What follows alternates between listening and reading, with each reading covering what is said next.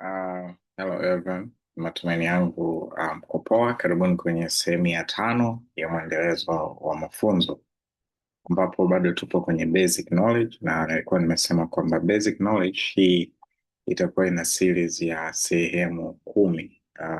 Na hii sehemu ya 5 leo tukiwa tumefikia nusu ya zile series 10.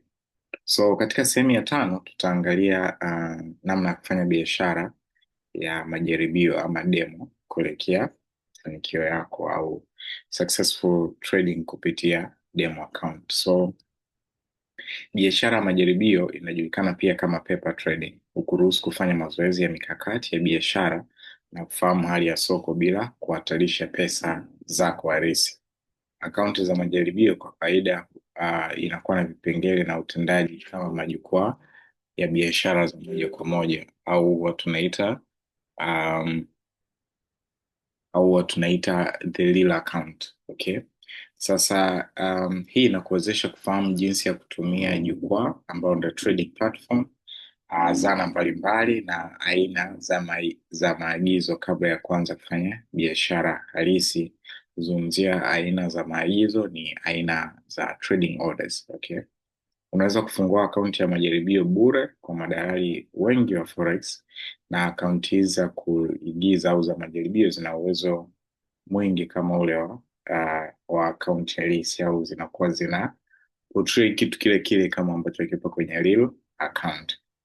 So kwa nini ni bure? Ni kwa sababu dalali ama broker anataka ujifunze kwa undani jinsi jukwaa lake la biashara linavyofanya kazi, uanze kuzoea muonekano, uone raha au uvivu, kubadilisha, na hatimaye wanategemea utaweza kuweka pesa halisi.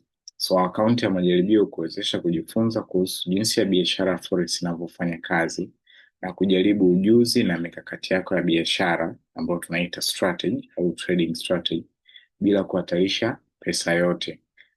Kwa hiyo unapokuwa unatumia hii demo account hakuna hatari au hakuna hasara yoyote. Okay? So unapaswa kufanya biashara ya majaribio kwa muda gani? Hakuna jibu la moja kwa moja kwa kuwa kila mtu kuhusu muda wa kufanya biashara na majaribio tunatofautiana sana. Kila mtu hujifunza kwa kasi tofauti. Wafanyabiashara wengine wanaweza kuelewa haraka na kujisikia tayari kuingia kwenye biashara halisi mapema, wakati watu wengine wanahitaji muda zaidi kufanya mazoezi na kuboresha mikakati yao ama strategy zao. So kanuni nzuri ni kuendelea na biashara ya majaribio hadi pale utakapoonyesha kuwa na uthabiti wa faida kwa kipindi kirefu, au kwa maneno mengine, unapaswa kufanya biashara ya demo hadi utakapotengeneza mfumo imara na wenye faida kabla hata ya kuanza kuweka pesa halisi kwenye biashara. Unapaswa kufanya biashara ya majaribio hadi utakapotengeneza mfumo imara na wenye faida kabla hata ya kuanza kuweka pesa halisi kwenye biashara. So nikawa nimeandaa hapa namna ambavyo naweza nikakusisitiza zaidi uweze ku make sure kwamba una trade demo kwa muda wa kutosha mpaka utakavyokuwa unauelewa wa moja kwa moja. So mara nyingi kwenye service zangu nakutana na mtu amekuja ku trade, amekuja labda kununua signal au anakuja ku buy signal, lakini kuna maelezo tu ya vitu ambavyo ni basic anakuuliza. Mfano, tunawekaje pending order, au tunawekaje sijui break even, au tunawekaje stop loss. Ina maana hivyo ni vitu ambavyo ilitakiwa uvifanye before, yani basic uvifanye before ujaribu kila kitu ambacho hivi vitu ambavyo nimevizungumzia kwenye basic knowledge, uhakikishe kwamba unaelewa navyo wa kutosha kabla hujaanza kuchukua hela yako ukaingiza kwa broker ukaanza kutrade. Okay? Sasa weka mkono kwenye kifua na useme nitakuwa nafanya biashara ya majaribio hadi nitakapotengeneza mfumo imara na wenye faida kabla sijaanza kutumia pesa halisi. Na jiambie mwenyewe kwamba mimi ni mfanyabiashara mwerevu na mvumilivu wa forex. So usifungue akaunti ya biashara halisi au real trading account hadi wewe umefanya biashara kwa faida, kwa utulivu na kwa kudumu kwenye akaunti ya demo. Kama huwezi kusubiri hadi uwe na faida kwenye akaunti ya majaribio, basi kuna uwezekano mdogo sana wa kupata faida kwenye biashara halisi, ambapo pesa halisi na hisia vitakuwa vinahusika. So kama wewe ni mtu wa haraka kiasi hicho, basi angalau jaribu kufanya biashara ya majaribio au demo trading kwa angalau mwezi mmoja. So um, kama uwezi, basi bora utoe hizo pesa kwenye kituo cha watoto yatima au uende ukawapatia wazazi wako. At least utaonyesha bado unawajali, lakini hata kama tumesema yote, huenda bado utafanya utaenda kufanya demo trading kwa muda wa kutosha, kwa sababu wewe ni kichwa ngumu, lakini at least kama mentor na coach nimekuonyesha umuhimu na nimekusisitiza ni lazima ufanye demo trading. So utakapokuwa unafanya demo, lenga pair moja kuu ya sarafu au moja currency pair moja. Inakuwa ngumu mno kufuatilia zaidi ya pair moja ya sarafu unapoanza kufanya biashara ya demo kwa mara ya kwanza. So shikamana na jozi moja tu ya sarafu kuu, kwa sababu zina ukwasi mkubwa zaidi, jambo ambalo mara nyingi linamaanisha tofauti ndogo ya bei spread na uwezekano mdogo wa bei kuchezewa ama slippage. Pia mwanzoni unahitaji muda wa kutosha kuboresha mbinu zako za kibiashara na kujenga tabia nzuri ya kufanya biashara. Utahitaji pia kupitia mazingira tofauti ya soko na kujifunza jinsi ya kurekebisha mbinu na mikakati yako ya kadi ya mwenendo wa soko linavyobadilika. Ingawa biashara ya majaribio demo trading ni zana muhimu, ni muhimu kukumbuka kuwa haiwezi kuiga kikamilifu shinikizo za kihisia na kisaikolojia zinazotokea kwenye biashara ya real trading. Okay? So unaweza kupata faida katika biashara ya sarafu, lakini kama ilivyo kwa mambo mengine maishani, itahitaji juhudi kubwa, kujitolea, bahati kidogo na uvumilivu mwingi pamoja na busara njema. So unaweza kupata utajiri kupitia biashara ya forex. Soko la forex linapatikana kwa urahisi kwa watu binafsi, hata wenye mitaji midogo, na kutokana na uwezo wa kutumia leverage pamoja na mabadiliko haraka ya bei sokoni, biashara ya forex inaweza kutoa fursa ya kupata faida kubwa. Kwa hiyo ingawa inawezekana kupata pesa kwa kufanya biashara ya forex, kupata utajiri kupitia biashara ya forex si jambo rahisi wala la kawaida. Ni muhimu kuwa na matarajio ya kweli. Kupata utajiri haraka kupitia forex si jambo la kawaida, na mara nyingi huwasilishwa kwa njia isiyo ya kweli mitandaoni. Okay? So mambo ya kuzingatia kabla hujaanza kufanya biashara ya sarafu au forex. Kila mfanyabiashara wa forex, na tunaaminisha kila mmoja, hupoteza fedha kwa ajili kwenye baadhi ya biashara. So kila anaye trade forex, na tunavyosema kila, tunamaanisha kila mmoja anapoteza pesa kwenye baadhi ya trade ya kwenye baadhi ya biashara. 90% ya wafanyabiashara hupoteza pesa kwa sababu kuu zikiwa ni: kwanza, ukosefu wa mpango sahihi wa kibiashara, trading plan; kukosa mafunzo ya kutosha; kukosa nidhamu; kukosa faida ya kipekee ya kibiashara, hii tunaita trading edge; na sheria duni za usimamizi wa fedha, mambo ya risk management. Biashara ya forex haifai kwa wasiokuwa na ajira, wenye kipato cha chini, waliokumbwa na madeni makubwa ya mikopo, na wasioweza kulipa bili za umeme au hata kula. Ikiwa unachukia kupoteza au ni mtu wa kutaka mambo yawe makamilifu kwa 100%, huenda ukakutana na ugumu mkubwa kuendana na biashara hii, kwa sababu kila mfanyabiashara hupoteza trade kadhaa katika safari yake. Kwa tunapozungumzia kwamba watu wenye kipato cha chini au mtu ambaye unashindwa kulipa hata bili ya umeme au huwezi kula, inamaanisha kwamba kama una dola 25 au una dola 30 kwenye akaunti yako, kitu pekee ambacho unakihitaji kwenye hiyo akaunti ni kuingiza hela kila siku, kwa sababu ile anaoingia ndio itabidi ule, ile anaoingia itabidi ununue umeme na kufanya hizo bills, jambo ambalo ni sio lenye uhalisia kwenye kufanya trading. Unapofanya trading, kuna siku utapoteza, kuna wiki zima utapoteza, na kuna mwezi mzima utapoteza. Kwa hiyo kama malengo yako ya biashara ni kwa sababu tu upate hela ya kula, ina maana siku utakaopoteza hautakula. Okay? Wiki utakaopoteza hautakula wiki zima, au mwezi utakaopoteza hautakula mwezi mzima, jambo ambalo sio la kweli. Kwa hiyo hii ni biashara kama biashara nyingine. Lazima expenses zako zikae pembeni, usichanganye kati ya matakwa yako binafsi na biashara yako. Yaani hivyo vitu havitakiwi kuchanganyika. Unachotakiwa kujua ni kwamba nitafanya biashara aidha kwa mwezi au kwa wiki. Hiyo faida itakayopatikana ndo nitakayotumia kupanga bills zangu, na sio bills zangu ziamue au zinisukume mimi kufanya trading. Kwa hiyo kama una mtaji wa dola 100 utatrade kwa wiki, ikipatikana dola 10, ina maana hiyo dola 10 kama faida ndo itumike. Wewe utajigawa, utajuaje hiyo dola 10 itafanyaje, itatumika kwenye bill zako? Au umepata dola 20, faida ndo ujue itatumikaje katika bills zako. Lakini usio na uhitaji wa kwamba wiki hii nahitaji dola 100, kwa hiyo market lazima inipe dola 100. Hicho ni kitu ambacho kitakutoa sana mchezoni. Ndio maana sababu ya pili hapa nimeambia kwamba haifai kama hauna ajira. Of course kama hauna ajira unaweza ukafanya, lakini unatakiwa uifanye kama biashara. Usifanye ni kitu ambacho kinatakiwa kukupe kodi mwezi huu, kinatakiwa kikulishe, kinatakiwa sijui kinunue bando, kilipe bili za umeme. Of course hiyo kitu itakukata na utakuwa unafanya mark time tu, unapata unapoteza, unapata unapoteza.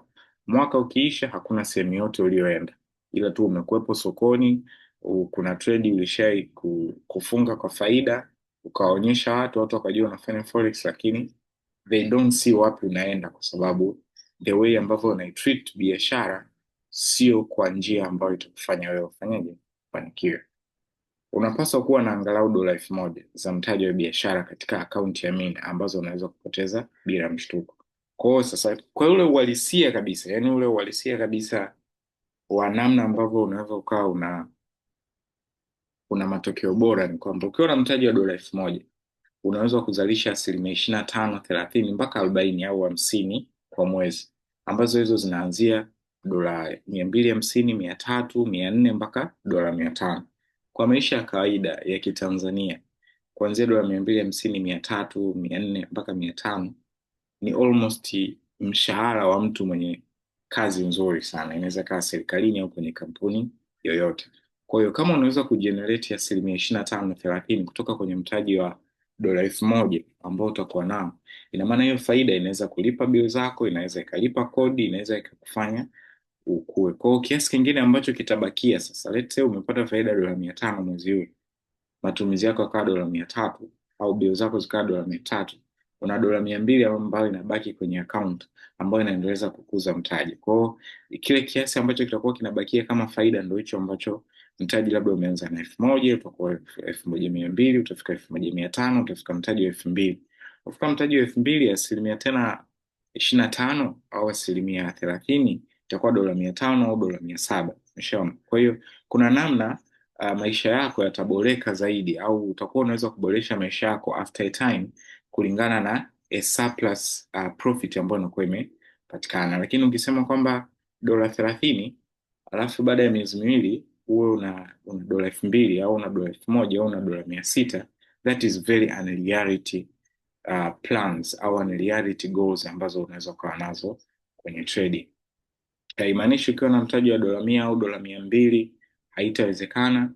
Inawezekana, lakini lazima hiyo dola 100 na 200 isiwe sasa ndo ambao unaitolea macho. Ndio maana we have this challenge ya dola 100 ambayo we just put it pembeni. Sio kwa sababu tunatakiwa mwisho wa mwezi tupatie kitu, au sio kwa sababu hiyo dola 100 ndio tutakiwa ilipe kodi ifanye nini. We give us 6 months challenge ya kumove dola 100 mpaka dola 6400. Na maana hicho kipindi chote tutakuwa kwenye lengo la kukuza tu account. Faida inayopatikana inabaki kwenye account ambayo inaongeza margin ambayo inaongezeka, inatusaidia pia kufungua trade nyingine zinazofuata kwa mwezi husika na kwa plani inayofuata kwa mwezi husika. So baada ya miezi 6 sasa kuweza raise hiyo capital mpaka ilipofika, ndo utaamua sasa, okay, mwezi wa 12 umefika na mambo kadhaa ya kufanya. Labda nitoe dola 2000 itanisaidia kwenye huu mwezi wa 12, labda kutuma nyumbani, kufanya vitu fulani, labda nitasafiri, labda nataka niende Zanzibar au nitaenda mbuga za wanyama, nitaenda wapi mwezi wa 12. Mwezi wa kwanza kutakuwa kuna vitu hapo, nitenge dola 500 katika hii 6400, itanisaidia pamoja na kuniwezesha next year nataka plani yangu nianze na mtaji wa dola 2000. ambayo 2000 sasa, kulingana na namna ambavyo kwa zile process na kila kitu ambacho nakishare kwenye hii challenge ya $100 mpaka $6400, naamini kuna kitu utakuwa umejifunza. Kuna namna utakuwa umeidevelop ya namna ya wewe kutrade. Sasa hata ukianza na $2000 au $3000 au $1000, utakuwa unajua tu kwamba okay, mimi nataka tu dola 25% au 300 kwa mwezi, ambao kwenye 300 kodi yangu labda ni 200,000, chakula natumia 300,000 hivi na hivi. Kwa hiyo dola 300 inamtosha kwa mwezi. Labda dola 100 itakaa pembeni kama emergency in case kitu chochote kitatokea. Nataka kuitrade dola 1000 mpaka mwezi wa sita nifikie malengo fulani. Kwa hiyo that's the reason ya kuleta hiyo challenge ya dola 100 mpaka dola 6400. Kwa hiyo ina maana tunataka kuwa na watu ambao wamejoin kwenye our services mwezi wa sita mwaka 2025 mpaka kufikia mwezi wa 12. Kuna step tulikuwa tumepiga, ambayo hiyo step inakuja pia na plan nyingine kwa mwaka unaofuata, next 6 months. Kwa mwaka ambao unafuata, inshallah, kama tutajaliwa uzima, tutaplan tena kitu kingine kwa miezi sita. Baada ya miezi sita kukamilika, tutaplan tena kitu kingine kwa miezi sita inayofuata, mpaka tutakapofika kwenye ile level ambao tunaweza tuka mention trader 3, 4, 5 ambao tunajua wanaweza kawa wanatengeneza 30%, 50%, 30%, 50% kwa mwezi endelevu, labda kwa miezi sita, kwa miezi 12.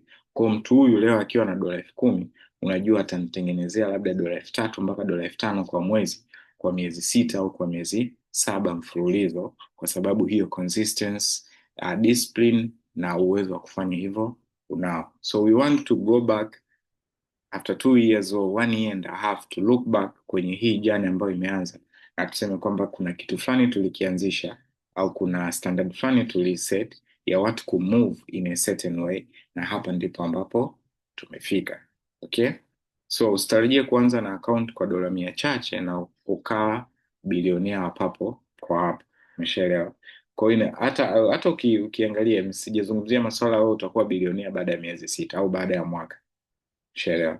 Kwa hiyo bilionea ina maana labda 2 years, 3 years or 5 years later, na itategemea pia hiyo. Hata miezi sita safari inaweza isiwe ya moja kwa moja, lakini kwa sababu safari ni ya uwazi, kilichopatikana kinaonyeshwa, kilichopotea kinaonyeshwa, sababu za kupotea na sababu za kupatikana zinaonyesha. Kwa hiyo utajua okay, reality ya biashara ni hivi. Next time hata wewe unapopanga plan zako, lazima utengeneze create okay, natarajia kitu hichi, lakini it's not 100%.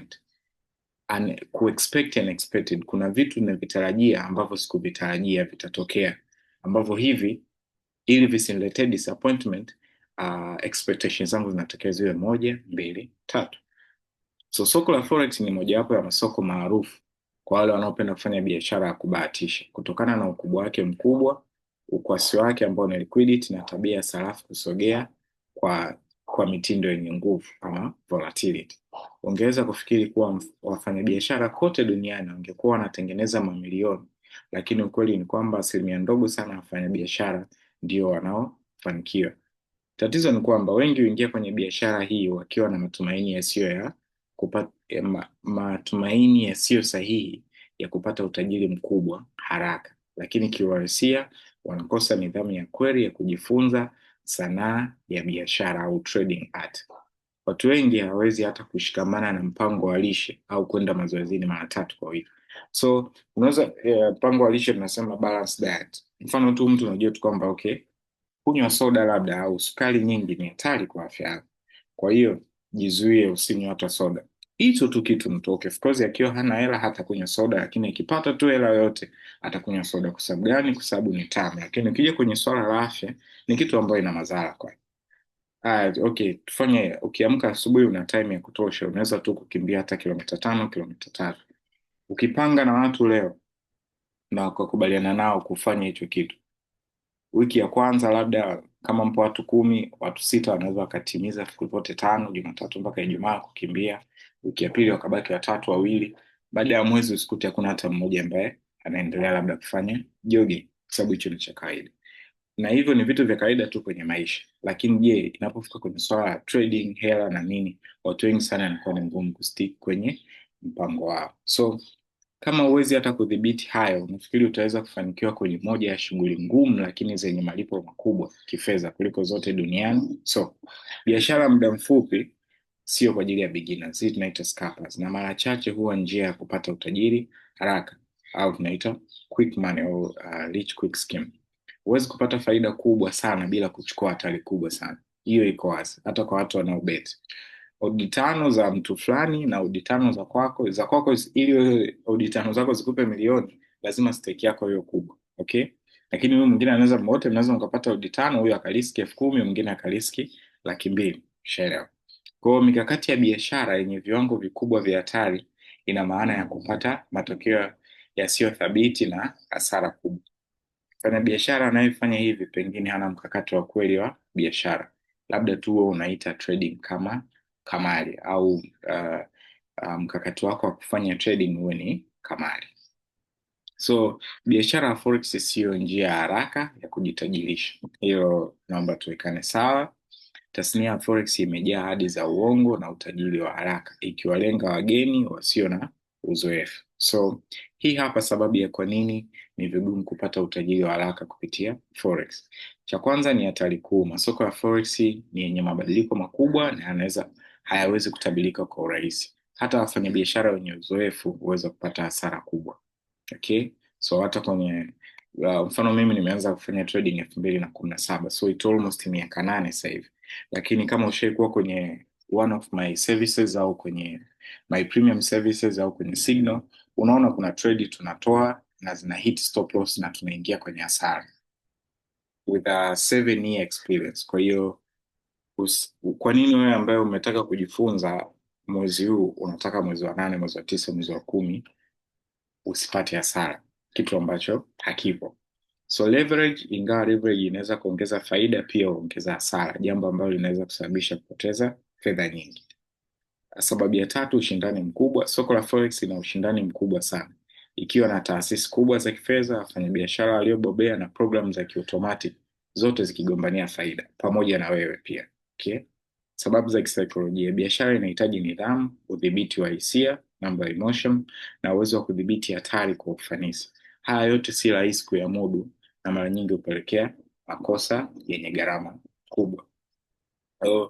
Biashara ya forex ni ujuzi unaohitaji muda kujifunza. Wafanyabiashara waliobobea huweza kweli kupata faida katika uwanja huu, lakini kama kazi nyingine yoyote, mafanikio hayaji kwa usiku mmoja. So biashara ya forex si rahisi kama inavyoonekana, kama ambapo baadhi ya watu wanapenda kuaminishwa. Lakini fikiria hivi, kama ingekuwa rahisi, kila anayefanya biashara ya forex angeshakuwa milionea tayari. Ukweli ni kwamba hata wafanyabiashara waliobobea na walio na uzoefu wa miaka bado hukumbana na hasara mara kwa mara. Kwa hiyo huo ndo uhalisia ambao upo.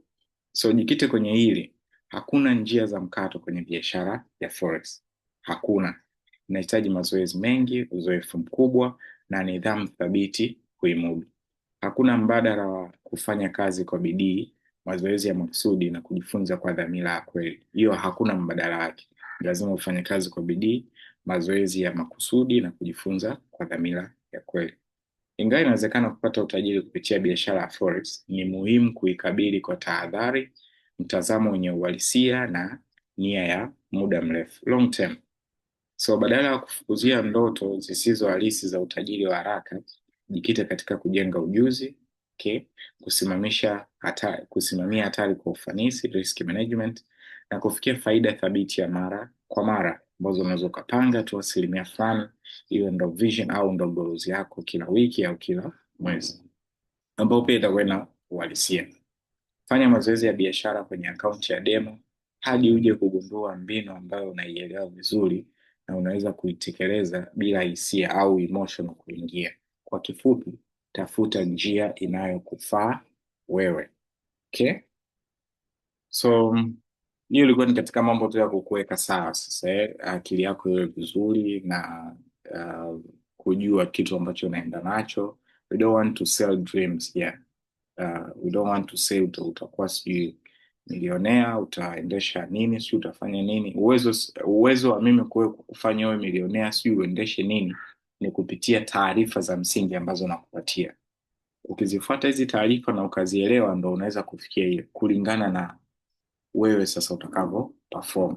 Lakini kwamba mimi nitakufanya uwe milionea kwa miujiza au kwa njia fulani kwamba tu hiyo haipo, yani hauwezi. Okay, nimeshafundisha mpaka sasa hivi, nimeshafundisha zaidi ya watu 3,000. Kwa labda tayari mlikuwa mnasikia kuna watu 1,000 huko ni mamilionea, anatoa ushuhuda magnetics yanifanya niwe milionea. Hakuna kitu kama hicho. Kwa nguvu yako, namna ambavyo utakuwa serious na namna ambavyo utaamua kuichukulia hii biashara kama kazi au kama biashara nyingine inayotakiwa kufuatiwa vigezo vyote. Hakuna mtu ambaye atakuja kukuuliza, hakuna mtu ambaye atakusimamia, hakuna mtu ambaye atakulazimisha kufuata sheria. Ni vitu ambavyo mwenyewe unatakiwa ujiongoze. Kwa hiyo it's all up to you.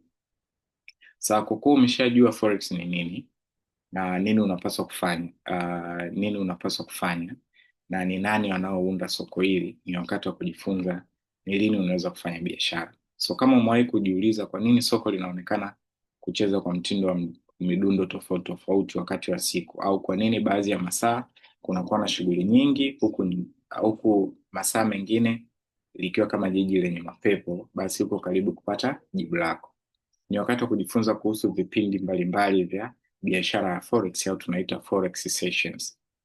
Ndiyo, ni kweli kwamba soko la forex linafunguliwa saa 24 kwa siku, lakini hiyo haimaanishi kwamba lina shughuli muda wote wa siku. Unaweza kupata faida wakati soko linapopanda na unaweza kupata faida wakati soko linaposhuka, lakini utapata ugumu mkubwa sana kujaribu kupata faida wakati soko halisogei kabisa. Na tunaamini tutakuwepo nyakati ambapo soko litakuwa kimya. So kuna muda soko linakuwa tu limechill, no movement za kwenda juu, hakuna movement za kwenda chini. Of course soko liko wazi na unaona pale bei zinacheza, lakini hazina uelekeo wowote ambao wako kupatia wewe faida, haijalishi upo kwenye time frame gani. Okay, hilo linatokea. So tuangalie saa za soko la forex. Kabla ya kuangalia muda mzuri wa kufanya biashara, ni muhimu kuelewa jinsi siku ya saa 24 inavyoonekana katika dunia ya forex. Soko la forex linaanza kugawanya katika vipindi 4 vikuu vya biashara: kipindi cha Sydney, kipindi cha Tokyo, kipindi cha London na kipindi cha New York, ambacho hicho ndio kipindi Trump anapendelea sana kutuma tweets zake. Kipindi hicho alikuwa anatuma tweets kabla ya kuanzisha hii kampuni yake ya mtandao wa kijamii.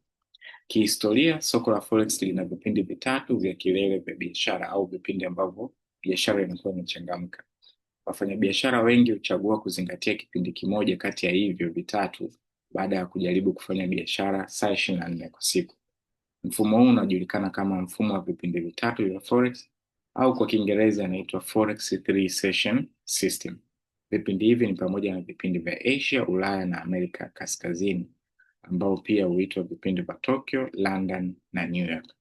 Wafanyabiashara wengine hupendelea kutaja vipindi hivyo kwa majina ya mabara, wengine kwa majina ya miji. So mimi napendelea kutumia majina ya miji, lakini hata ukitumia mabara hayo fresh tu, ni wewe tu utakavyoamua. Ukiamua kusema Asian session, European session, American session, ni wewe. Ukiamua kusema Tokyo, London, New York, mambo ni yale. 75% ya shughuli zote za biashara ya kifedha duniani hutokea katika vituo 4 vikuu. 75% ya shughuli zote za biashara ya fedha duniani inatokea katika vituo vikuu 4: London, hapo inabeba Europe; New York inabeba Amerika, Marekani; Singapore pamoja na Hong Kong, China. Okay, so kila kipindi kina viwango tofauti vya mabadiliko ya bei ambayo inaitwa volatility na ukwasi liquidity.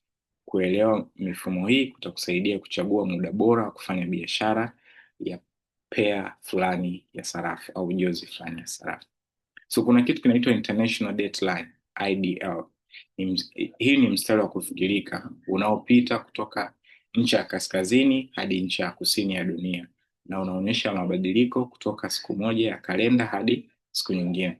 So kwa kiasi kikubwa unafuata longitude ya 180, lakini unapinda katika maeneo fulani ili kuepuka kugawanya nchi au makundi ya visio. Masuala ya geography fulani vya form 3 pale nafikiri inazungumzia masuala ya longitude na latitude. Nimekokea na picha yake hapa, namna ambavyo kuna hii International Dateline, IDL, pamoja na huo mstari wa equator, lakini huo mstari wa international dateline unaona kuna maeneo huo unapinda, ili isitokee kwamba kama umepita Tanzania, Iringa kukawa saa 4, Dodoma kukawa saa 5. Kwao walizingatia hicho pia. So kwa kuwa Wellington hii ni New Zealand, ni kituo kikuu cha fedha, masoko ya forex hufunguliwa huko Jumatatu asubuhi, wakati bado ni Jumapili katika sehemu kubwa ya dunia. Okay? So ingawa biashara huanza Wellington, kipindi hicho bado huitwa kipindi cha Sydney, ambayo Sydney hiyo ni Australia. So hii haina mantiki sana, lakini sisi hatuweki sheria au hatuulizi sana. Let's say kwamba biashara zinaanza Nairobi, okay, biashara zio zinaanza Kampala let's say, au zio zinaanza labda Rwanda, lakini hicho kipindi au hiyo session tuite Dar es Salaam session, okay, ingawa biashara zinaanza Kigali Rwanda, okay. So kuanzia Jumatatu hadi Ijumaa hakuna wakati wowote ambapo soko la forex hufungwa rasmi, ingawa kuna kipindi kifupi cha utulivu kati ya saa 7 usiku mpaka saa 10 usiku kwa saa za Afrika Mashariki, ambapo ndo hapa tulipo. So wakati wafanyabiashara wengi wa Marekani wameenda nyumbani na wafanyabiashara wa New Zealand na Australia wanaanza kujiandaa kwa kazi. Kwa hiyo kuna muda biashara inakuwa ikifika saa 7 mpaka saa 10 usiku hivi, soko linakuwa limetulia. Huu ni kwa muda wetu wa Afrika Mashariki. So mbali na siku za mwisho wa wiki ambazo ni Jumamosi na Jumapili, kuna siku kuu 2 tu ambapo soko la forex ndo hufungwa kwa ujumla, ambazo siku hizo ni Krismasi na mwaka mpya. Yani Krismasi na mwaka mpya ndio hizo siku ambazo soko ndo litafungwa rasmi. Ukiingia sokoni hautaona movement, lakini ukitoa Jumamosi na Jumapili, siku nyingine zote, sikukuu zote unazozijua wewe duniani, market inakuwa iko on. So jedwali hili hapa limeonyesha nyakati za kufunguliwa na kufungwa kwa kila kipindi cha biashara au tunaita trading session. Unaweza ukaona hapa chini nimekuwekea picha, ukifuatilia vizuri kwenye PDF yako. Nyakati halisi za kufunguliwa na kufungwa kwa masoko hutegemea saa za kazi za maeneo husika, ambapo biashara nyingi huanza kati ya saa 1 hadi saa 3 asubuhi kwa saa za eneo husika. So kuna kitu kingine kinaitwa saa za mchana wa majira ya jua au daylight saving time. Saa za mchana wa majira ya jua, daylight saving time ama DST. Nyakati za kufunguliwa au kufungwa hubadilika katika miezi ya Oktoba au Novemba na Machi au Aprili, kwa sababu baadhi ya nchi kama Marekani, Uingereza na Australia hubadilisha saa kwa ajili ya daylight saving time au DST. Hii DST ni desturi ya kusogeza saa mbele kwa saa 1 wakati wa miezi ya joto na kisha kuirudisha saa nyuma wakati wa vuli, ili kutumia mwanga wa asili wa jua kwa ufanisi zaidi. Wazo la DST ni kufanya matumizi bora ya saa za mwanga wa mchana kwa kusogeza saa 1 ya mwanga kutoka asubuhi hadi jioni. Watu wanaweza kufurahia mwanga zaidi baada ya kazi au shule, na hivyo kupunguza matumizi ya nishati kwa ajili ya taa na kupasha joto. So kuna muda utakuta labda hizi closing time za 2 hour au 4 hour zinakuwa ni saa 2, labda 4 hour, saa 2, saa 6, saa 10, saa 2 usiku, saa 6, saa 10 usiku. Okay? Kama sasa hivi tupo kwenye DST time ambayo inafunga. Kuna muda kuanzia Novemba hapo au muda fulani Oktoba, utaona closing time kwa block yako imehama, inaanza kuwa saa 3, saa 7, saa 11 jioni, saa 3 usiku, saa 7 usiku, saa 11 jioni. Kwa hiyo mabadiliko ndio ambayo inaitwa DST, daylight saving time. So DST inaweza kaa inachanganya siku halisi ya mwezi ambapo nchi hubadili saa zao hutofautiana, jambo ambalo linaweza likakuchanganya zaidi wewe kama mfanyabiashara. Na si maeneo yote yanafuata hii DST. Baadhi ya majimbo na nchi zimeamua kutofuata na zinazingatia kuachana na DST kabisa. Kwa mfano Japani haifuati daylight saving. Kwa hiyo asante kwa Japani kwa kuweka mambo kuwa rahisi kwetu. Sasa unajiuliza kwa nini ufunguzi wa Sydney hubadilika kwa masaa 2 katika saa za Marekani ya Mashariki ambao ni Eastern Time Zone. Ungeweza kudhani kuwa Sydney ingehamia kwa saa 1 tu, lakini kumbuka wakati Marekani inarudisha saa nyuma kwa saa 1, hiyo inakuwa labda ni kipindi cha vuli. Sydney wenyewe wanaongeza saa moja kwa sababu kule kwao kinakuwa ni kinyume, kinakuwa ni kipindi cha kiangazi. Kwa hiyo sasa hapa inafanya utofauti wa masaa mawili ya pishana. So badala ya kusema kwamba of course ikitoka Marekani inafungua Sydney, unakuta kunakuwa kuna gap la saa moja. So hakikisha unazingatia hili ukiwa unapanga kufanya biashara wakati huo. Kukabiliana na hii daylight saving time ni kero, lakini ndicho kinachotokea pale soko linapofanya kazi masaa 24 bila kukoma. Ni muhimu kukumbuka kuwa masaa ya ufunguzi wa soko la Forex hubadilika katika miezi ya Machi au Aprili pamoja na Oktoba na Novemba. Kadri nchi zinavyobadili saa kwa nyakati tofauti. Ikiwa bado umechanganyikiwa, usijali. Huko mbele tutakutengenezea zana ya masoko ya Forex ambayo hubadilika kiautomatiki vipindi vyote vinne vya biashara kwa saa za eneo husika. Tumia kama rejea hadi utakapoweza kukumbuka saa za masoko kwa kichwa chako mwenyewe. Au kama utakuwa umenifuatilia kwenye mitandao ya kijamii au kwenye service zangu, mara nyingi sana daylight saving time ikibadilika huwaga na post kwamba okay, now daylight saving imebadilika, we are moving from saa 2 mpaka saa 3 au from saa 3 to saa 2. So kuunganika kwa vipindi vya biashara, hii tunaita session overlaps. Pia zingatiwa kuwa katika kila kipindi cha biashara kuna muda ambapo vipindi viwili vya soko vinakuwa wazi kwa wakati mmoja. Kwa mfano, wakati wa kiangazi kuanzia saa 9 usiku hadi saa 10, saa 3 mpaka saa 4 asubuhi, kipindi cha Tokyo na London vinafunguka kwa pamoja. Hii ikimaanisha kwamba Tokyo wanakuwa ndo kama wanafunga shughuli zao, alafu London na wenyewe ndo wanakuwa wanaianza siku. So hii ni muhimu kwa sababu hizi ndizo saa zenye shughuli nyingi zaidi za biashara kwa siku, kutokana na kiasi kikubwa cha biashara kufanyika katika masoko mawili yakiwa wazi kwa wakati mmoja. Hii inafanya maana kwa kuwa katika muda huu washiriki wengi wa soko wanashiriki kwa pamoja, na hivyo kiasi kikubwa cha pesa kuama mikononi mwa wafanyabiashara. Mabadiliko ya bei kwa vipindi au inaita volatility ya session. Sasa hebu tuangalie muondoko wa wastani wa pips au tunasema movement. Movement hizi ni miondoko au so Kiswahili kina lugha fulani, ukisikia neno inakushtua kidogo, lakini ndio lugha yetu ya taifa. So tuangalie miondoko ya wastani wa pips kwa pea kuu za sarafu katika kila kipindi cha biashara cha Forex. Hizi utazipitia, zipo kwenye PDF hapo. Euro USD kipindi cha Tokyo inaweza ikatembea pips 70, London itatembea pips 110, New York itatembea pips kama 92. Kwa hiyo utaangalia hivyo. So hii jedwali itakusaidia hata unapotaka kutrade, utajua tu muda fulani ndio muda ambao kutakuwa kuna movement. So kutoka kwenye jedwali utaona kuwa kipindi cha London kwa kawaida kinatoa mabadiliko au mjongeo au miondoko mikubwa zaidi London. Okay? London ndo na the good thing au kitu kizuri sana ambacho kina to favor sisi watu wa East Africa Mashariki, tupo kwenye muda sawa na London, kama sasa tunapishana saa moja au masaa mawili. Kwa hiyo sasa kinachotokea ni kwamba muda ambao sisi unakuwa ndo active wa kufanya kazi saa 2 asubuhi, saa 3, saa 4, saa 5 mpaka saa 10 hapo ndo muda ambao London session na yenyewe ndo inakuwa iko wazi. Kwa hiyo it's favorite kwetu, yani hicho ndo kitu cha bahati na kizuri zaidi tumekipata watu ambao tunaishi East Africa. Ila ukitokea ukienda kusoma China au ukaenda kusoma India au ukaenda kuishi Asia huko au ukaenda kuishi Marekani, lazima, ndio maana utakuta trader wengi ambao wako Dubai au wako nini wanafanya shughuli za trading labda usiku.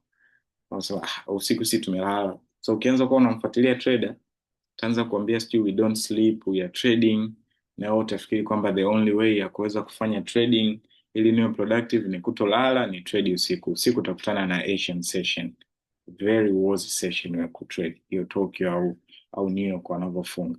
Kwa hiyo sisi we are favorites. Usiku tutalala usingizi vizuri kabisa.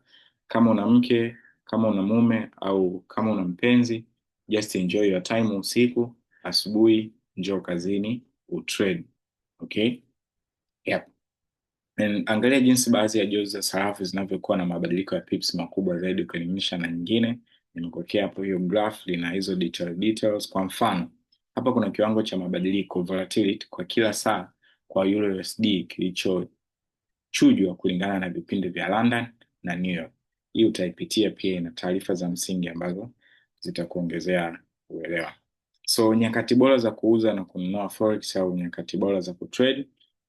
Kama nilivyosema, soko la forex linafanya kazi masaa 24 kwa siku 5 kwa wiki, likitoa fursa za mara kwa mara kwa wafanyabiashara duniani kote. Hata hivyo, si saa zote huwa na hali sawa katika soko la forex. Kujua nyakati bora kabisa za kushiriki kwenye biashara ya sarafu kunaweza kuwa jambo muhimu katika kuongeza faida zako na kupunguza hatari.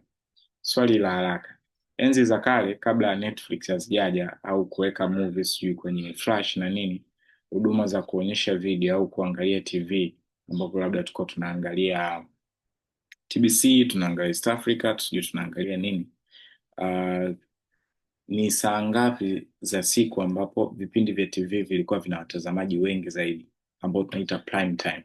Okay, so utakuta ni ule muda ambao familia zimerudi nyumbani, wameshaangalia taarifa ya habari kuanzia saa 3 hapo mpaka saa 4. Of course hapo patakuwa pana michezo au pana maigizo au pana sijui nini, hivyo ndio vipindi. Au pengine kuanzia tu jioni hapo watu wamesharudi makazini, of course amerudi, anapotaka kupumzika atafungulia TV.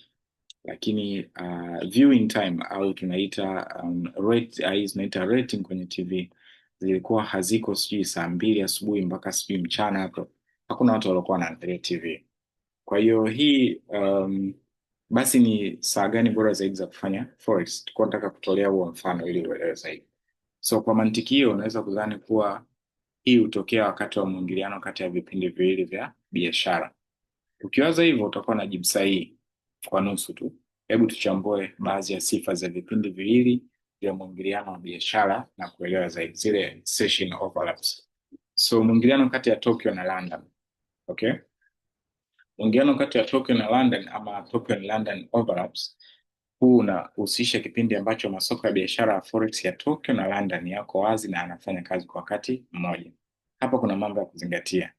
Muda wa mwingiliano ni saa 3 mpaka saa 4 asubuhi, saa za mashariki, kwa saa za maeneo husika, ambapo Tokyo inakuwa ni saa 11 mpaka saa 12, lakini London inakuwa hiyo ni saa 2 mpaka saa 3 asubuhi. Wakati Tokyo inakuwa ni saa 11 mpaka saa 12 jioni. Muda wa kudumu, mwingiliano huu hudumu kwa takriban saa 1 pekee na ni kipindi kifupi zaidi cha mwingiliano kati ya masoko makubwa ya forex. So hii ni overlaps fupi zaidi kwenye overlaps zote ambazo zipo kwenye forex. Jozi za sarafu muhimu. So mwingiliano huu ni muhimu sana kwa sarafu zinazohusisha yen pamoja na euro. Kwa hapo tunazungumzia labda euro JPY. This is the time ambayo unaweza kupata movement inayoeleweka.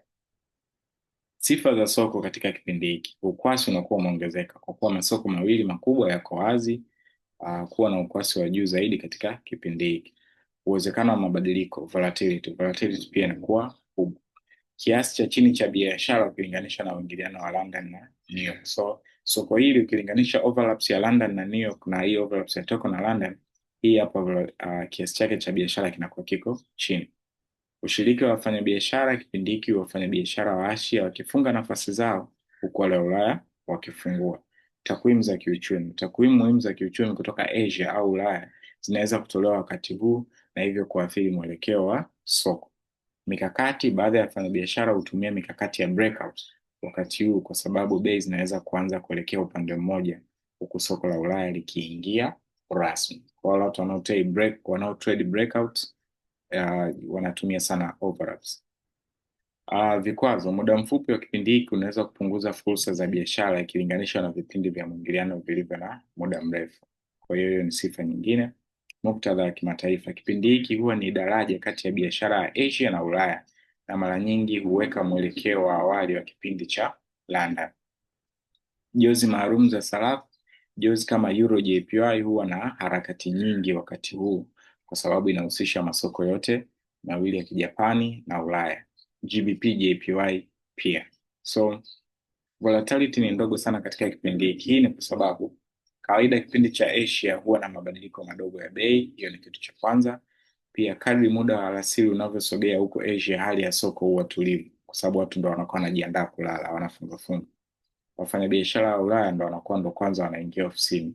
hivyo mara nyingi biashara inakuwa ina utulivu. Kwa hiyo nika overlaps fulani hivi ambako wengine wameshachoka choka, wengine ndo tayari wana lile wengi la kuingia ofisini, bado vitu vinakuwa havijachanganya. Huku vitu ndo vinakuwa vinazimwa, huku ndo vitu vinawashwa. Kwa hiyo nika overlaps fulani ka saa moja, lakini hakana mambo makubwa sana. So huu ni wakati mzuri kupumzika kidogo, kuandaa siku yako, kufanya mazoezi au usafi unapoishi, kuandaa mpango wako wa biashara kwa ajili ya vipindi vya London na New York.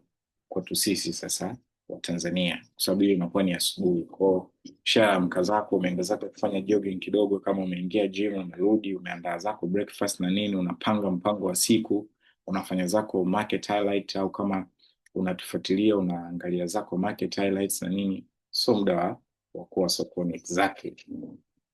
Na mwingiliano wa pili au overlaps ya pili ni kati ya London na New York. So mwingiliano kati ya London na New York unachukuliwa kuwa kipindi cha muhimu zaidi na chenye shughuli nyingi zaidi katika soko la forex. Mambo ya kuzingatia: muda wa mwingiliano huu unatokea kuanzia saa 6 mchana mpaka saa 10 jioni kwa saa za Afrika Mashariki, ila kwa maeneo yao kule London inakuwa ni saa 7 mchana mpaka saa 11, na New York inakuwa ni hiyo saa, inakuwa ni kama saa 2 mpaka saa 6 mchana. So muda wa kudumu huu ndio mwingiliano mrefu zaidi, ukichukua takriban masaa 4. Of course saa 6 mpaka saa 10 ni masaa 4. So haya masaa 4 ya masoko makuu ya forex London pamoja na New York. Sifa za hili soko: ukwasi wa juu kabisa, kunakuwa kuna liquidity, mabadiliko makubwa ya bei, volatility, spread finyu, kwa sababu whatever kuna liquidity ina maana spread zinakuwa ndogo. Jozi za sarafu zenye shughuli nyingi: Euro USD, GBP USD, USD CHF na dola ya Canada ambazo ni USD CAD. Takwimu za kiuchumi: kiashiria muhimu cha kiuchumi kutoka Marekani na Ulaya hutolewa wakati ule na mara nyingi husababisha mabadiliko makubwa ya bei. Ushiriki wa wafanyabiashara kipindi hiki huona ushiriki mkubwa sokoni wa mabenki makubwa, makampuni ya kibiashara na wafanyabiashara wa rejareja ambao ndio sisi. Kiasi cha biashara inakadiriwa kuwa takriban 70% ya biashara yote ya forex inafanyika wakati huu wa mwingiliano, saa 6 mpaka saa 10 jioni. Kwa kama utakuwa umeona market kuna namna uwaga ina move hayo masaa, hii ndio sababu kubwa. Pia fursa: ukwasi mkubwa na volatility ya juu unatoa fursa nyingi kwa wafanyabiashara wa muda mfupi na muda mrefu. Pia usimamizi wa hatari, risk management. Lisa fursa kuwa nyingi, harakati za kasi kubwa zinahitaji usimamizi makini wa hatari. Kwa movement zikiwa kubwa au liquidity ikiwa kubwa, nataka pia kujua kwamba inaweza ikafanyika movement kubwa ndani ya muda mfupi. Kwa hiyo mambo kama ya kuweka stop loss ni muhimu zaidi. Umuhimu wa kimataifa: kwa kuwa London na New York ni vituo vikuu vya kifedha duniani, kipindi hiki huweka mwelekeo wa kimataifa wa masoko ya forex. So kwa mujibu wa data kutoka FX Liquidity, huduma ya uchambuzi wa soko la FX, kiwango cha juu kabisa cha ukwasi huwa karibu saa 10 na saa 9 saa za London, ambazo ni saa 4 mpaka saa 9 kwa saa za London. Huu ndio wakati wenye shughuli nyingi zaidi, kwani wafanyabiashara kutoka vituo vikuu viwili vya kifedha London na New York huanza kupambana. Kwa wafanyabiashara wengi wa forex, mwingiliano wa London na New York unachukuliwa kuwa ndio wakati bora zaidi wa kufanya biashara kutokana na ukosi wake mkubwa, spread finyu na wingi wa fursa, na kipindi kinachopendwa zaidi na wafanyabiashara wa siku, day traders, na wale wanaotumia mikakati ya muda mfupi ama scalpers. So kipindi cha harakati kubwa, big moves, hapa ndipo tunapoweza kuona harakati kubwa sokoni, hasa pale ambapo ripoti za habari kutoka Marekani na Canada zinatolewa. Hizo ni big movement. Soko pia linaweza kuathiriwa na habari za mwishoni kutoka Ulaya, kwa zile news za mchana pale kutoka Ulaya. Ikiwa mwenendo wa bei au trend uliowekwa wakati wa kipindi cha Ulaya, basi tunapoweza kuona mwenendo huo ukiendelea wakati wafanyabiashara wa Marekani wanajiunga sokoni na kuweka nafasi zao baada ya kuchambua yaliyotokea awali. So kumbuka pia na hata wa London wa New York wanavyokuwa wanaingia, wanakuwa wanasema nini kimetokea Ulaya, kitu gani kimetokea Ulaya. Kwa hata wao wenyewe wanavyofanya, they looking na kile kitu ambacho kimetokea Ulaya, na kwa sababu Ulaya na Marekani ni masoko mawili makubwa ambayo yanaangaliana sana. Okay? Shughuli nyingi kipindi hiki zinaweza kufanya harakati za bei ziwe za ghafla na zisizotabirika, hivyo wafanyabiashara wanapaswa kuwa makini kwa kudhibiti nafasi zao vyema, to manage your position likely. So kuna kitu kinaitwa London Fix. Ni muhimu pia kujua kwamba kipindi hiko ndicho ambapo bei ya WMR spot benchmark rate huwekwa. Bei hii huwekwa saa 4 asubuhi East Africa time, au saa 4 saa 8 mchana kwa muda wa London, na hujulikana kama London Fix. Sasa hii fixing ni nini? Fixing ya sarafu ni muda maalum wa siku ambapo bei za sarafu kwa ajili ya miamala ya kibiashara huwekwa au kufungwa. Kwa kuwa bei za sarafu hubadilika kila sekunde, kituo cha rejea cha kila siku kinahitajika. Hiyo ndio sehemu ambapo shughuli za kweli huanza. Unaweza kuwasikia wafanyabiashara wakikunjua mikono kwa ajili ya kazi nzito. So utakuwa umesikia kwamba leo dola ina thamani fulani, euro ina thamani fulani, alafu wako ka rate kanaenda for the whole day. Ukienda benki, kama ni kubwa atakwambia labda usubiri kesho tuangalie rate ya kesho. Kwa sasa hii London Fix, huu ndo muda ambao Ulaya ndo huwa sasa, kulingana na shughuli zote ambazo zinakuwa zimeendelea, hapa ndo ambapo sasa huwa wanatoa rate rasmi, na huwa wanatoa rate rasmi kwamba okay, sasa dola itakuwa kwa thamani hii. Kwa ile fixing price ambayo inatolewa pale, ile rate ya siku ndo inaenda duniani kote na inaathiri dunia nzima. Kwa course kama dola itakuwa imeshuka, ina maana watu watapurchase zaidi, au watu kama itakiwa mtu anunue kitu kwa dola, gharama zitakuwa zimeshuka, kwa ina maana watafanya purchasing nini. Kwa hiyo ndo pale sasa biashara zinaanza kumove. Na nani hutumia hizi fixing? Kwanza wasimamizi wa fedha kwa ajili ya tathmini za mali, makampuni ya kimataifa kwa ajili ya taarifa za kifedha, labda na kufanya purchasing au kuuza, watoaji wa faharasa, hii faharasa inaitwa index providers, kwa watoaji wa faharasa. Lakini pia mabenki na taasisi nyingine za kifedha hutumia kiwango hiki kuweka viwango vya ubadilishaji wa sarafu kama ambavyo nimeeleza hapo, exchange rate. Kwa hiyo ikishatolewa tu ikishafanyika London Fixing, tunapata exchange rate. Kwa hiyo ukienda kwenye bureau de change, ukienda kwenye bureau de change, maduka ya kubadilishia fedha, au ukienda bank, unapata rate ya siku husika. So kutoka kwa with a trader's view, so wakati wa fixing unaweza kuwa na mafuriko ya shughuli za kibiashara, hasa dakika 15 mpaka 30 kabla ya fixing, ambapo huisha ghafla fixing inapofika. Baadhi ya wafanyabiashara hulenga kipindi hiki ili kufaidika na volatility na ukwasi uliokithiri during this time of London Fixing. Pia wafanyabiashara wengine wa Ulaya huanza kufunga nafasi zao wanapokaribia kuhitimisha siku yao ya kazi, jambo linaloweza kusababisha harakati zisizoeleweka kabla ya mchana nchini Marekani. Okay? Yep, tumemalizia leo na kitu ambacho kinaitwa London Fixing. Okay? Kwa hiyo hiyo inakuwa imehitimisha sehemu ya 5 ya mafunzo. Hapa tumefikia nusu ya basic training. So kama ambavyo nilikuwa nimesema, I have this a very good plan kwa ajili yetu wote, mimi pamoja na nyinyi. Kwanza kwenye ile challenge yetu ya ku make sure kwamba tunaweza to raise capital, ambayo tukisha raise capital tutaweza sasa kuanza ku trade in percentage. Mtu ukiwa na dola 2,000 ukiambiwa kwamba mwezi huu tafuta tu 25% ya dola 2,000, dola 500, dola 500 inaweza ikakava vitu vingi kwenye maisha ya kila siku, hasa kwa watu ambao tunaishi Tanzania. Okay? Lakini tukisema kwamba tafuta 25% ya dola 100, ambao ni dola 25, 56,000, hiyo 56,000 uitumie kwa mwezi, hata kula tu haikutosha. Okay? Kwa hiyo sasa tujue kwamba uwezo wetu ni kiasi gani. Uwezo wetu ni mdogo, wengi tunatokea kwenye familia za kujitafuta, au tuko mavioni, au tuko kwenye bado hatuna mitaji. Wengi hatuna mitaji ya kuanza kudeposit leo dola 2,000,000 au 3,000,000 kwenye trading. Okay? Hiyo ni changamoto. Sasa tunaitatuaje changamoto? Kwa kuanza pale ambapo tupo, tunapopaweza, dola 100, dola 50, dola hizi 30, tuziraise mpaka kiasi fulani ndani ya muda fulani. So huu ni muda wa sacrifice, wa foundation, wa kujijenga. Ukishafanikiwa kujijenga sasa, huko mbele sasa kwenye kuanza kunyanyua ukuta, sasa ndo tutajua 30%, 50% au 40% zinafanyaje, zinawezekana. Kwa hiyo sasa, ili kufanyika hivi vitu vyote, ili ndani ya hii miezi sita hichi kitu ambacho nimekiplan kiweze kufanikiwa, lazima pia kuwa kuna taarifa za msingi. Okay, ndio maana sasa kupitia training hii na kufundisha vile vitu vya msingi. As I said, this is one of the best training nimeshai kuiandaa kuliko training zote kwenye basic tu. That the best place ambao nishai kuandaa the best training kwenye miaka yangu yote 8 ambao nimework as a mentor, as a coach. Lakini hiyo haitaishia kwenye upande pia wa advanced skills. Kuna vitu vingi ambavyo nitakwenda kuviandaa, au namna ambavyo nitavifundisha ni tofauti na ambavyo nimeshafundisha kwenye training zote ambazo zimepita kwenye miaka 8, mpaka ambapo tutakuwa tumemaliza hii training, ambapo kwa sababu kwenye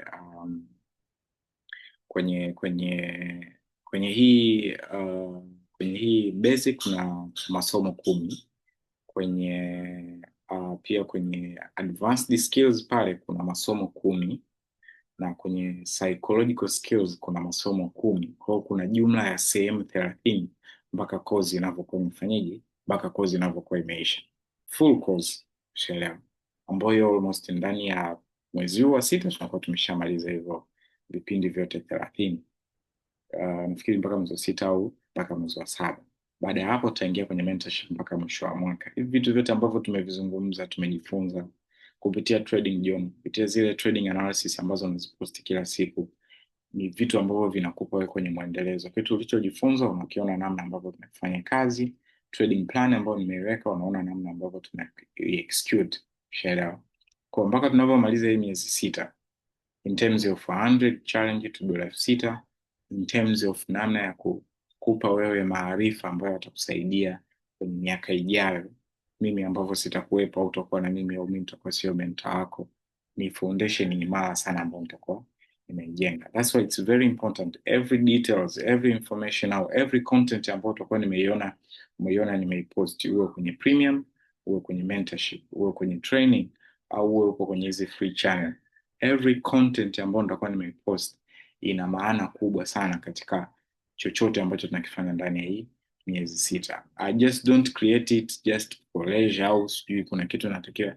I create it kwa sababu najua itatumika mbele. Hata namna ambavyo nimeyapanga haya masomo, lesson 1 inategemeana na lesson 2, lesson 2 inategemeana na lesson 3, lesson 4 inategemeana na lesson 5, lesson 5 inategemeana na lesson 1 mpaka lesson 4, vitu ambavyo tumejifunza. Kwa hiyo ni lazima pia ufuatishe hizi lesson kwa mtiririko. Hata pia utakapoingia kwenye advanced, kitu ambacho tutajifunza somo la kwanza la advanced kinategemea kitu cha somo la pili, cha somo la tatu hivyo, na breakdown kwenye namna ambayo ni rahisi zaidi. Kwanza training ni ya Kiswahili, notes ni za Kiswahili. Unaweza kuona somo moja hili la leo lina page kama 22, okay? Lina page kama 22, lakini lesson ya 4 ambayo we learn over the weekend ilikuwa na page kama 40 na kitu. Share kwa najitahidi, of course ni vitu ni vingi, lakini najitahidi kuviweka kwenye very simplified way, lakini lugha rahisi zaidi. Na ndio maana nilisema kwamba sometimes forex inaonekana ngumu kwa wengi wetu, ni kwa sababu inatumika kwa lugha ya Kiingereza. Kwa hiyo mtu inatakiwa kwanza kitu akikisikia akifanyia interpretation kichwani kwake, na je, hiyo interpretation anaifahamu? Lakini tukiwa tunaongea kwa lugha ya Kiswahili, ina maana kitu tunachokufundisha kinaingia moja kwa moja akilini bila wewe kuanza kufanya digestion ya kukitafsiri. Okay? Kwa hiyo kwanza nimerahisisha hilo sehemu la kuhakikisha kwamba kitu kinaingia kwa lugha ambayo unaiongea kila siku, lugha rafiki. Kwa hiyo na mambo yao yanaeleweka zaidi. Kwa sasa hivi hii PDF ya peji 22 unaweza ukaisoma ndani ya dakika 15 na ukaelewa, bila kuchukua simu yako kugoogle neno hili linamaanisha nini au neno hili linamaanisha nini, kwa sababu kila kitu ambacho kimeandikwa hapo kinaeleweka. Na kama Kiswahili lugha yake neno lake limekuwa gumu kidogo, naliwekea na lugha fulani ya Kiingereza ambayo inakuwa ni lugha rafiki. Kwa hiyo hii ni sehemu ya 5. Kuna sehemu nyingine tena 5 zinazokuja. Nafikiri unaweza wewe mwenyewe ukajiassess kwenye haya masomo 5 ambayo tumeshasoma so far, ni mahali gani upo na vitu gani ambavyo umeviongeza. Kwa hiyo make sure unasikiliza, unajifunza. Just kwa sasa toa kile kitu kwamba natakiwa ni make hela kwenye forex. Of course hiyo ndo end goal, au no important goal ku make money, lakini sasa hivi kuwa tu mwanafunzi. Hichi unachojifunza haujibii mtihani, haufanyii interview, ni kitu ambacho kinatakiwa kiwe kichwani mwako, ukielewe, relax, yani hakuna pressure. Soma kwa kujifunza, kwa kurelax. Hii video kama ni ndefu, umeangalia dakika 5, umeona ni ndefu, pause, relax, fanya vitu vingine, rudi tena, endelea pale. Ukishaona tu kichwa kinaanza kuona vitu vinaingia ndani kiugumu, pause, relax. Uzuri the link ya video inakuwepo hapo, kwa hiyo anytime unaweza uka ukafanya. So I really advise au I really recommend, nasisitiza, take your time, jifunze taratibu. Kila kitu ambacho nimekizungumzia kina maana, kitakusaidia kwenye maisha, kitakusaidia hata kama utafanya forex, utafanya biashara ya forex, kwenye biashara nyingine pia kitakusaidia, lakini pia kwenye swala la uelewa. Okay, sasa hata kama utakapokuwa unakuja kutrade account yako, utakuwa una trade account yako tayari ukiwa, yani mfano mimi I'm enjoying trading rather than making money. I'm enjoying trading kwa sababu niko kwenye field ambayo naielewa, naifanya kwa uelewa. Ukiniamsha saa 8 usiku, saa 6 usiku, ukaniuliza swali fulani, ukaniuliza kuhusu pair fulani, ukaniuliza kuhusu kitu fulani, nakuwa nakifanya kama discussion za kawaida tukiwa kijiweni, nishaelewa. Sio kama kitu fulani hivi very complicated, yani a professional. Yani forex naizungumzia tukikaa kijiweni, naweza nikakaa na watu kama tunavyozungumzia stories za Diamond au za Joti au maigizo au movie, au tunavyochambua mpira, tunavyofanya nini. So forex naweza nikakaa na mtu tukaichambua kama navyochambua mpira, kama navyochambua movie na vitu kama hivyo. So kwako pia ili ukifika level hiyo, it will be like kama ambavyo unakaa mbele ya TV unaangalia mpira una enjoy, unajua zile kwa it reach a time ambayo you're doing trading, unafanya trading, una enjoy movement, una enjoy namna ambavyo umepredict vitu vimekuja vimetokea. Of course una enjoy, umepata faida, lakini kuna kale ka pride fulani kanakuja kwamba hiyo man, hapa sasa hivi nimeiva, I'm doing the right thing na vitu kama hizo. So to reach that level ni ku make sure kwamba hizi lesson ambazo nazifundisha, vitu ambavyo najifunza navipitia. PDF kama PDF ya somo la kwanza, sio kwa sababu umeshalisoma unaifunika ndo inakaa hapo. Siku umekaa zako tu kwenye daladala, uko wapi, unafungua zako hiyo PDF pa, unaanza tu kuipitia vitu viwili vitatu na nini. Upo kwenye mijadala fulani, kuna kitu kimemention, unakumbuka hichi kitu kama nishakisoma mahali, unarudi. Au kama una take summary kwenye karatasi fulani kulingana na hizi PDF unazozituma, una take summary pembeni. Siku na changamoto yoyote, unarudi kwenye summary, unajua tu kabisa okay, kulingana na kwenye summary ilikuwa ni somo la pili au somo la tatu, kwa unarudi vizuri kwenye somo la tatu, nimefanyia kazi. Kama utaweza kufanyia kazi hayo yote ambayo nimeongea, I guarantee you mafanikio yako. Na mafanikio yako sio kama mimi nitafaidika nayo, ni kitu ambacho utafaidika nacho wewe, lakini I'll feel good kuona kwamba nimekuwezesha kufanikiwa. Utakapofanikiwa itakuwa ni faida kwako, kwa familia yako na watu ambao wanakuhusu, lakini kwangu mimi itakuwa sikupoteza muda kufanya hichi kitu ambacho nakifanya. So sisitizeni jamani, make sure you be serious, unakuwa focused na unakuwa consistent kwenye kujifunza, kupata maarifa na kufanyia kazi kitu ambacho umejifunza. Takia siku njema, wakati mwema, and see you kwenye somo la 6. Asante.